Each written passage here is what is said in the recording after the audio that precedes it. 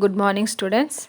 ఈరోజు మనము పరిష్కారం అనే పాఠాన్ని నేర్చుకుందాము. ఇందులో ప్రశ్నోత్తరాలు, శబ్దార్థాలు ఇవన్నీ నేర్చుకుందాం. ఈ పాఠం యొక్క రచయిత ఏపీజే అబ్దుల్ కలాం. ఈ పాఠం యొక్క ఉద్దేశం కులమత విభేదాలు లేకుండా అన్ని వర్గాల వారు కలిసిమెలిసి ఉంటే సమాజానికి మేలు జరుగుతుందని చెప్పడమే ఈ పాఠం ముఖ్య ఉద్దేశం. इस पाठ का मुख्य उद्देश्य क्या है? सभी जाति धर्म के लोग मिलजुल कर रहना इस पाठ का उद्देश्य है. पाठ से पहले मैं आपको कुछ इन्फॉर्मेशन देना चाहती हूँ. मेरा ब्लॉग अकाउंट है, मैंने उसका लिंक डिस्क्रिप्शन में दिया गया है. उसमें सारे सब्जेक्ट्स आपको मिल जाएंगे, पूरे क्लासेस के 6th to 10th क्लास तक पूरे सब्जेक्ट्स के आपको पूरे इम्पॉर्टेंट क्वेश्चंस मिल जाएंगे. न्यू लेटर राइटिंग पैटर्न भी मिल जाएगा आपको, और फर्स्ट लैंग्वेज सेकंड लैंग्वेज के स्टडी मटेरियल भी मिल जाएगा. और आपको ग्रामर के लिए मैंने स्पेशली क्वेश्चन पेपर बनाया है, वह भी आपको मिल जाएगा. और बॉटम राइट साइड जो है बेल आइकन, उसे प्रेस कीजिए, आपको नोटिफिकेशन मिल जाएगा. आप नोटिफिकेशन के लिए बेल आइकॉन को प्रेस कीजिएगा.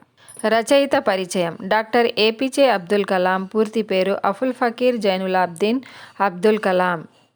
తమిళనాడులోని రామేశ్వరం దగ్గర ఉన్న ధనుష్కోటిలో ఈయన జన్మించారు. సామాన్య కుటుంబంలో పుట్టిన ఈయన పట్టుదల, క్రమశిక్షణ, జిజ్ఞాసతో ఇంజనీరుగా, శాస్త్రవేత్తగా, భారత రాష్ట్రపతిగా దేశానికి సేవలను అందించారు. ఒక విజేత ఆత్మకథ ignited mind the wings of fire, an autobiography వంటి రచనలు చేశారు. గౌరవ డాక్టరేట్, ఇతర పురస్కారాలతో ఎన్నో దేశాలు ఈయనను సత్కరించాయి. ఈ పాఠం యొక్క శబ్దార్థాలు. దీవి. దీవి అనగా చుట్టూ నీరున్న ప్రదేశం.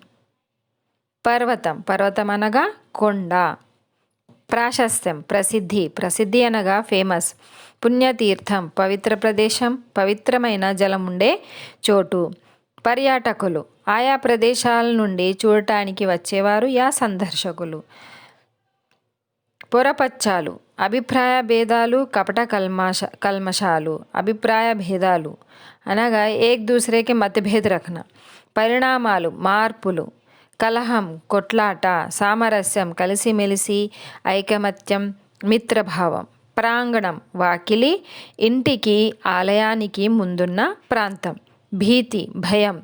కృతజ్ఞత, చేసిన మేలు తలచుకొనుట, థ్యాంక్ఫుల్. పర్వము, పండుగ. మర్యాద, గౌరవం. తీర్మానం, ఏర్పాటు. మసీదు, ముస్లింల ప్రార్థనా మందిరం. ఇమాం, మసీదులో ప్రార్థన చేయించేవాడు. మెండు, అధికం. ఖురాన్, ముస్లింల పవిత్ర గ్రంథం. మార్గదర్శి, దారి చూపువాడు. సన్నిహితం, సమీపం. పూజారి, పూజ చేయువాడు, అర్చకుడు. పండిత్, అంగవస్త్రం, కొల్లాయి, చిన్న బట్ట. చిహ్నం, గుర్తు. పిలక, తల వెనుక కొద్దిగా ఉంచుకొన్న జుట్టు. చర్చి, క్రైస్తవుల ప్రార్థనా మందిరం. ప్రీస్ట్, క్రైస్తవ మత గురువు. బిషప్, క్రైస్తవుల ఫాదర్ లేక క్రైస్తవుల గురువు. సంభ్రమం, భయం, ఉత్సాహం. కుతూహలం, కోరిక, కాంక్ష. ఉదారం, సరళ స్వభావం. సహనం, ఓర్పు. చిరాకు, కోపం. దిగ్భ్రాంతి, ఏమీ అర్థం కాని స్థితి. విరుద్ధం, ప్రతికూలం, వ్యతిరేకం. కవాటం, తలుపు. నిర్ధారణ, నిశ్చయం. నిష్కర్ష, నిశ్చయం. విపక్ష, భేదం. మర్యాద, గౌరవం. పరిణామం, మార్పు. పర్యవసానం, ఫలితం. పరిష్కరించు, చక్కబెట్టు. సామర్థ్యం, నేర్పు, యోగ్యత, శక్తి. ఆలోచించండి, చెప్పండి. ప్రశ్నలు. పొరపచ్చాలు లేకుండా మెసులుకోవడం అంటే ఏమిటి? పొరపచ్చాలు అంటే అర్థం ఏమిటి? కపటం, కల్మషం లేకుండా, అభిప్రాయ భేదాలు లేకుండా. పొరపచ్చాలు లేకుండా మెసులుకోవడం అంటే ఎటువంటి అభిప్రాయ భేదాలు కానీ, కపటం, కల్మషం కానీ లేకుండా కలిసిమెలిసి ఉండటం. పొరపచ్చాలు యానే हमें कोई मतभेद नहीं रखना है और एक दूसरे से हम ईर्ष्या नहीं करना, सभी लोग मिलजुल कर रहना वही పొరపచ్చాలు है. ఎవరి ఊరేగింపు జరిగింది, ఎట్లా జరిగింది? ఊరేగింపు यानी सवारी निकालना. जैसे कि रामनाथ स्वामी ఊరేగింపు జరిగింది. यहाँ पर भगवान की सवारी पूरे गांव में घुमाया जाता है. రామనాథ స్వామి విగ్రహాన్ని దేవాలయం బయటికి తెచ్చి దేవాలయ ప్రాంగణంలో ఊరేగించారు. यहाँ पर भगवान की मूर्ति को बाहर लेकर आया जाता है और उसे सारे गांव में घुमाया जाता है. ఈ ఊరేగింపు దేవాలయం చుట్టూ ఉన్న చెరువుల పక్క నుంచి కూడా పోయేది. यह सवारी मंदिर के चारों ओर जो तालाब थे उनके वहाँ से भी घुमाया ले जाता था. కృతజ్ఞత చెప్పడం అంటే ఏమిటి? ఏ సందర్భాల్లో కృతజ్ఞతలు తెలుపుతారు? కృతజ్ఞత అనగా థ్యాంక్స్ చెప్పడం, థ్యాంక్ఫుల్. ఒకరు ఏదైనా విషయంలో మనకు మేలు చేసినప్పుడు कोई भी किसी भी हमें मतलब जैसे हमारी उनकी आवश्यकता हो वो हमें सहायता करते हैं, तब ఆ చేసిన మేలును తలుచుకుంటూ చెప్పేదాన్నే కృతజ్ఞత చెప్పడం అంటారు. वह जो हमें सहायता करते हैं उस सहायता को याद रखते हुए हम उनको थैंक यू कहते हैं या धन्यवाद कहते हैं, उसे कहते हैं కృతజ్ఞత. మన వల్ల సాధ్యం కాని పనిని ఇతరులు నెరవేర్చిన సందర్భంలోనూ, మన వల్ల जो कार्य हमसे पूर्ण नहीं हो सकता हो, जो दूसरों की मदद से वह कार्य पूर्ण होता हो, तब మనం ఆపదలో ఉన్నప్పుడు ఎవరైనా సహాయపడిన సందర్భంలోనూ కృతజ్ఞతలు తెలుపుతాము. जैसे कि हम किसी परेशानी में हो या किसी आपदा में हो, तब कोई हमारी सहायता करता है, तब हम उन्हें धन्यवाद कहते हैं, उसे ही कहते हैं కృతజ్ఞతలు. నెక్స్ట్ ప్రశ్న, మంచి ముస్లింకు ఉండవలసిన లక్షణాలు ఏమిటి? మంచి ముస్లింకు అల్లాపై భక్తి విశ్వాసాలు ఉండాలి. मतलब जो अच्छे मुस्लिम कहा जाता है कहलाया जाता है, वह उसे अल्लाह पर पूरा भरोसा रहना चाहिए. ఖురాన్ పట్ల అమిత విశ్వాసం ఉండాలి. मतलब वह ఖురాన్ पर पूरा विश्वास रखनी चाहिए. ఆయన ఇతరులకు మార్గదర్శిగా సలహాదారుగా ఉండాలి. वह व्यक्ति दूसरों को प्रेरणादायक रहना चाहिए और दूसरों को सलाह भी दे सके, इस तरह रहना चाहिए, तभी उसे अच्छा मुस्लिम कहा जाता है. పట్టణంలో ముగ్గురు ముఖ్యమైన వ్యక్తులు ఎవరు? వారి మనస్తత్వం ఎట్లాంటిది? పట్టణంలో मतलब నగరంలో ముగ్గురు ముఖ్యమైన వ్యక్తులు जो 3 వ్యక్తి थे. ఒకరు ఏపీజే అబ్దుల్ కలాం के पिताजी थे. రెండో వారు పక్షి लक्ष्मण शास्त्री, दूसरा व्यक्ति जो था पक्षी लक्ष्मण शास्त्री. మూడో వారు ఫాదర్ బోడల్, तीसरा व्यक्ति जो था ఫాదర్ బోడల్. వారు ముగ్గురు రామేశ్వరంలో ప్రశాంత వాతావరణం కల్పించడంలో తోడ్పడే మనస్తత్వం కలవారు. यह 3 व्यक्ति हमेशा उनके गांव में, जो गांव था रामेश्वरम, वहाँ पर सभी को मिलजुल कर रहने की सभी में मिलजुल कर रहने की इस तरह का प्रेरणा देते थे. అబ్దుల్ కలాం చదువుకున్న పాఠశాల పేరు ఏమిటి? ఎక్కడ ఉండేది? ఎలా ఉండేది? అబ్దుల్ కలాం చదువుకున్న పాఠశాల పేరు रामेश्वरम पंचायती प्राइमरी स्कूल. जहाँ पर अब्दुल कलाम जी उन्होंने पढ़ाई की है, उस स्कूल का नाम, उस विद्यालय का नाम जो है रामेश्वरम पंचायती प्राइमरी स्कूल. అది అంత గట్టి కట్టడం కాదు, కొన్ని గోడలు ఇటుకలతో కట్టిన పైకప్పు మాత్రం గట్టిదే. అది సముద్రపు ఒడ్డున ఉండేది. वह उतना मजबूत नहीं था क्योंकि वह ईंटों से बनाया गया था और ऊपर का जो छत था बहुत ही घट था और वह स्कूल समुद्र के किनारे बनाया गया हुआ था.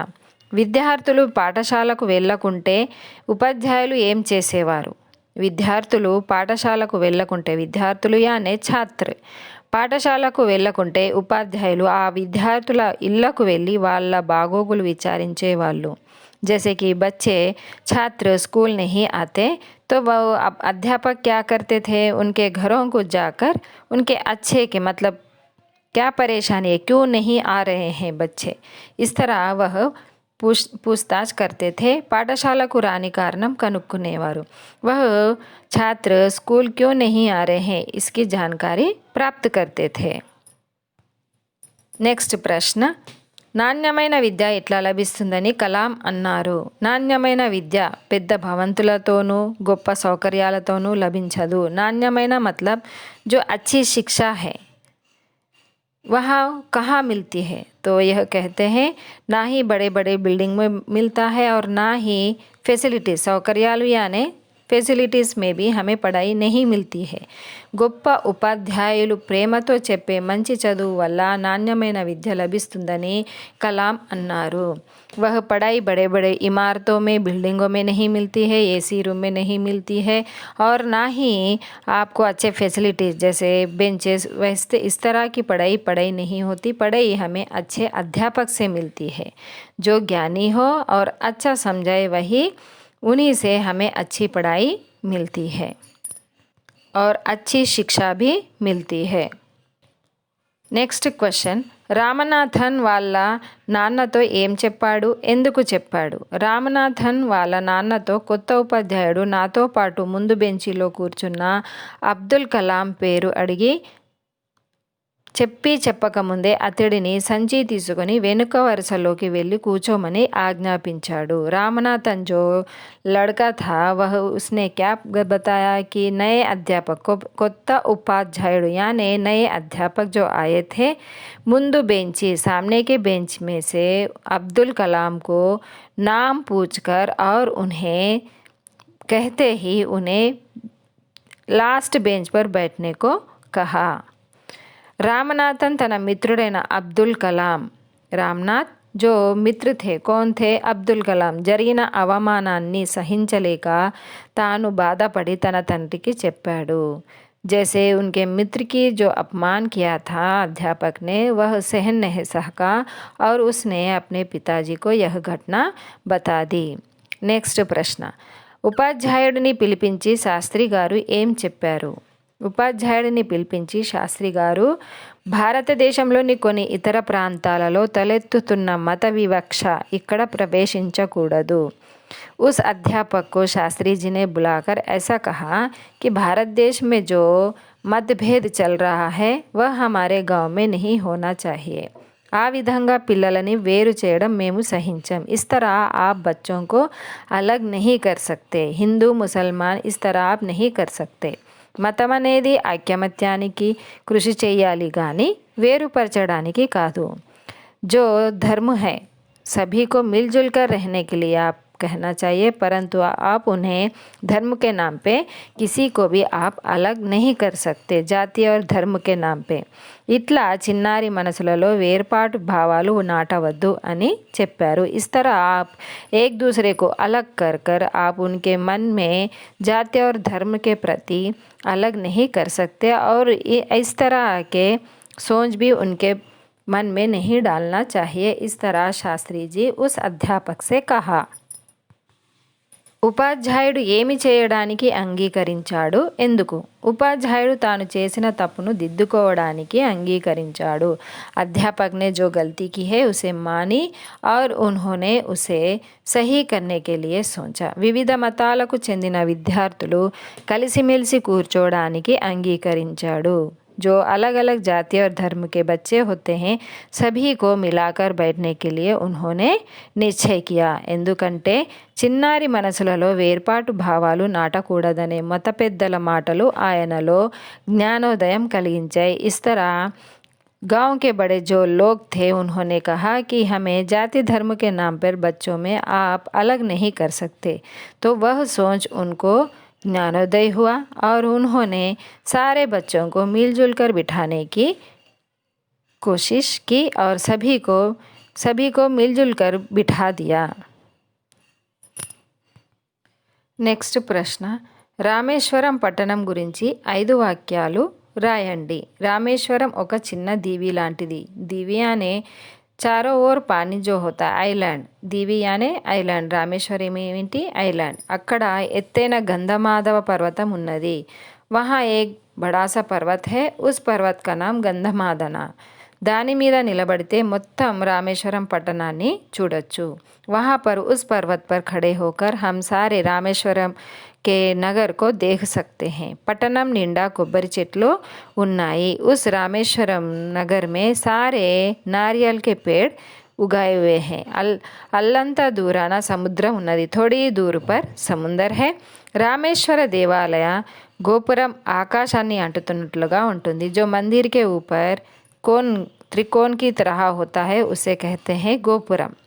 రామేశ్వరం పుణ్యతీర్థం కనుక ఎప్పుడూ యాత్రికులతో పర్యాటకులతో కలకలలాడుతూ ఉంటుంది।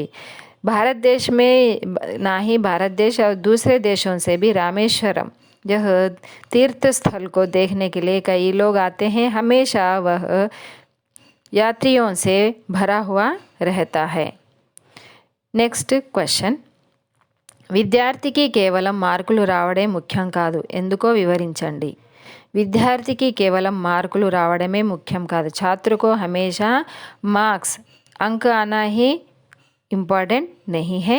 विषय परिज्ञानम కూడా అవసరం, मतलब उसे वह सब्जेक्ट कितना समझ में आया उसका ज्ञान भी, विषय का ज्ञान भी होना आवश्यक है।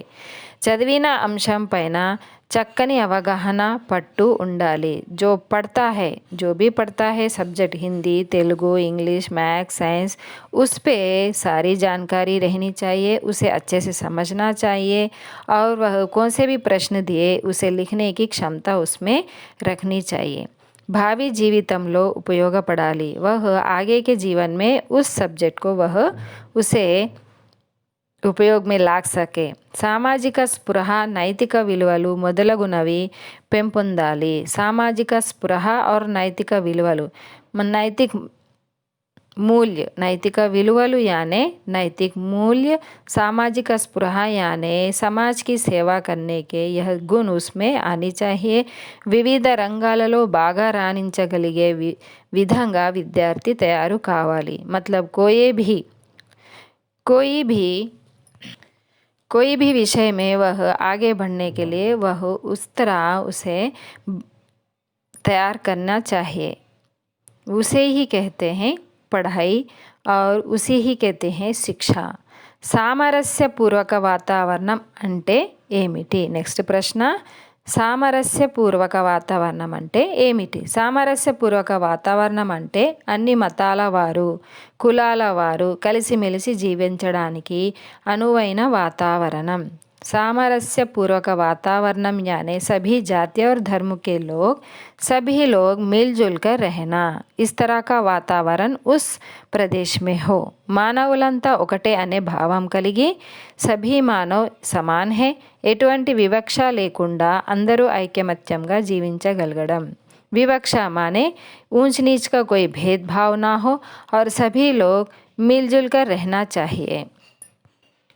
ఒకరినొకరు गौरविंचुకుంటూ परस्पर सहकारम కలిగి ఉండడం। एक दूसरे के सम्मान करना चाहिए और एक दूसरे वह सहायता भी करनी चाहिए। నాణ్యమైన విద్య గురించి కలాం ఏమని చెప్పారు? ఆయన చెప్పినదేమిటి? నాణ్యమైన విద్య పెద్ద భవంతుల్లోనూ గొప్ప సౌకర్యాలతోనూ లభించేది కాదు। जो अच्छी शिक्षा होती है, पढ़ाई होती है बड़े बड़े बिल्डिंगों में या तो अच्छे अच्छे फैसिलिटीज से हमें पढ़ाई नहीं मिलती। గొప్ప ఉపాధ్యాయులు ప్రేమతో చెప్పే మంచి చదువు వల్ల నాణ్యమైన విద్య లభిస్తుంది। जो अच्छे अध्यापक होते हैं, अच्छे से सभी को समझाए ऐसे समझाते हैं, तभी हमें अच्छी पढ़ाई मिलती है, अच्छी शिक्षा मिलती है और वह सब्जेक्ट भी हमें समझ में आता है। విద్యార్థులు ఉత్సాహంగా చదువుకోవడానికి అనువైన వాతావరణం కల్పించడం వలన నాణ్యమైన విద్య అందుతుంది। बच्चे जो छात्र होते हैं, मतलब उनको पढ़ाई में रुचि बढ़नी चाहिए, तभी बच्चों को पढ़ाई में रुचि उत्पन्न होता है। इस तरह हम उस वातावरण को बनाना चाहिए। చెప్పే విషయాలపై విద్యార్థులలో ఆసక్తి కలుగజేయడం వలన నాణ్యమైన విద్య అందుతుంది। मतलब जो भी अध्यापक विषय पढ़ाते हैं उसमें बच्चों को रुचि उत्पन्न करानी चाहिए, तभी वह बच्चे उस सब्जेक्ट को पढ़ सकते हैं। ग्रंथालयम यानी लाइब्रेरी, प्रयोगशाला तो सभी को पता है। साइंस लैब, విశాలమైన ఆట స్థలం యానీ గ్రౌండ్, జాతీయ పండుగలు मतलब నేషనల్ ఫెస్టివల్స్, పాఠశాల వార్షికోత్సవం యానీ యాన్యువల్ డే నిర్వహించడం వలన విద్యార్థులకు నాణ్యమైన విద్య అందుతుంది। इस तरह के सारे कार्यक्रम पाठशाला में करने से यह बच्चों को अच्छी सी शिक्षा प्राप्त होती है। तो बच्चों, मैं आशा करती हूँ कि आपको यह पाठ समझ में आया है। పిల్లలు మీకు అందరికీ ఈ ప్రశ్నోత్తరాలు అర్థమైనని ఆశిస్తున్నాను. మీకు ఈ వీడియో నచ్చినట్టయితే లైక్ చేయండి. నా వీడియోని మీ ఫ్రెండ్స్కి షేర్ చేయండి. నన్ను సపోర్ట్ చేయడానికి నా ఛానల్కి సబ్స్క్రైబ్ చేయండి. ధన్యవాదములు.